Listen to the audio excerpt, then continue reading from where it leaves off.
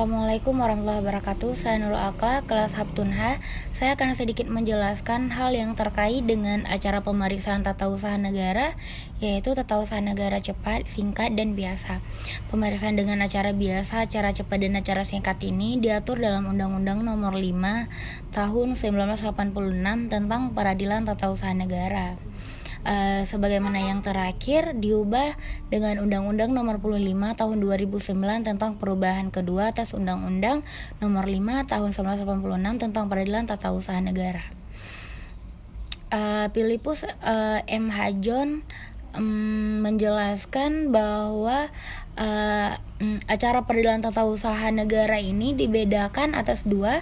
Yang pertama, hukum acara material yang meliputi kompetensi absolut dan kompetensi relatif, hak gugat, tenggang waktu menggugat, alasan menggugat, dan alat bukti.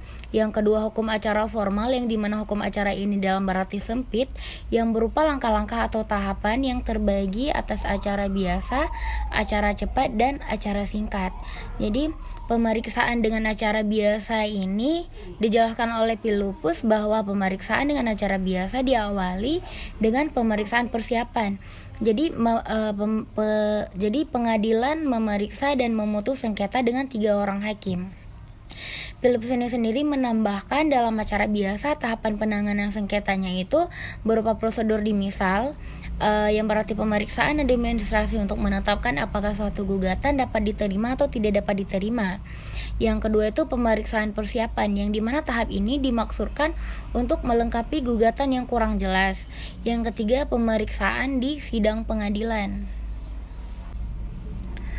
Pemeriksaan dengan acara cepat ini dilakukan apabila terdapat kepentingan penggugat yang cukup mendesak, yang harus dapat disimpulkan dari alasan-alasan permohonan, yang penggugat dalam gugatannya dapat memohon kepada pengadilan supaya pemeriksaan sengketa dipercepat.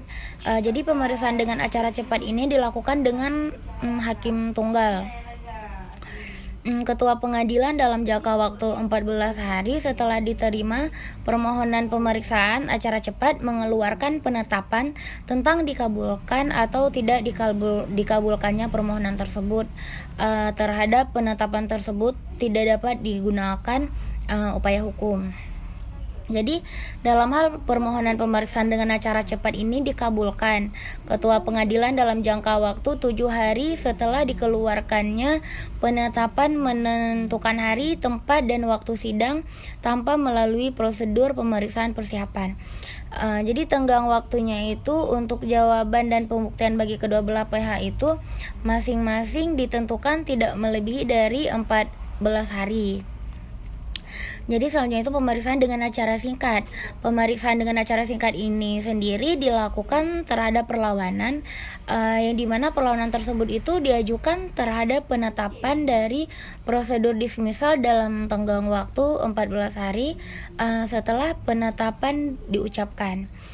Pemeriksaan singkat ini sendiri dilakukan karena adanya perlawanan penggugat tentang gugatannya yang tidak diterima atau tidak berdasar. Dalam hal perlawanan tersebut itu sendiri dibenarkan oleh pengadilan, maka penetapan tersebut gugur demi hukum dan pokok gugatan akan diperiksa, diputus, dan diselesaikan menurut acara biasa. Terhadap putusan yang mengenai perlawanan itu sendiri pun tidak dapat digunakan upaya hukum. Perbedaan acara biasa, acara cepat, dan acara singkat ini yang pertama diawali dengan pemeriksaan persiapan dengan majelis hakim 3 orang.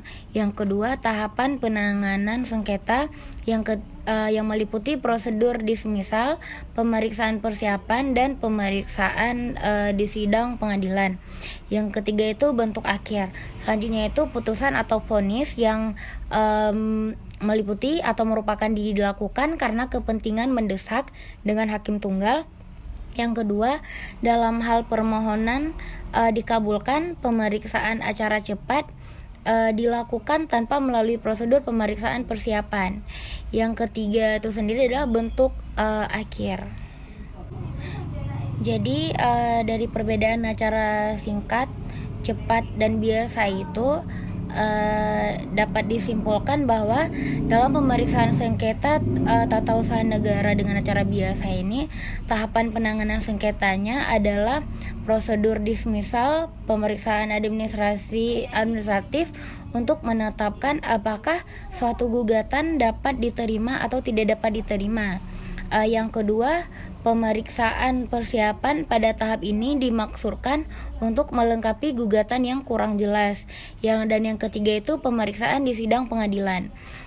Sementara pemeriksaan dengan acara cepat dilakukan apabila terdapat kepentingan penggugat yang cukup mendesak, yang harus dapat disimpulkan dari alasan-alasan permohonannya. Sedangkan pemeriksaan dengan acara singkat dilakukan terhadap perlawanan. Demikianlah yang dapat saya jelaskan mengenai perbedaan peradilan tata usaha negara biasa, cepat dan singkat. Lebih dan kurang saya mohon maaf. Assalamualaikum warahmatullahi wabarakatuh.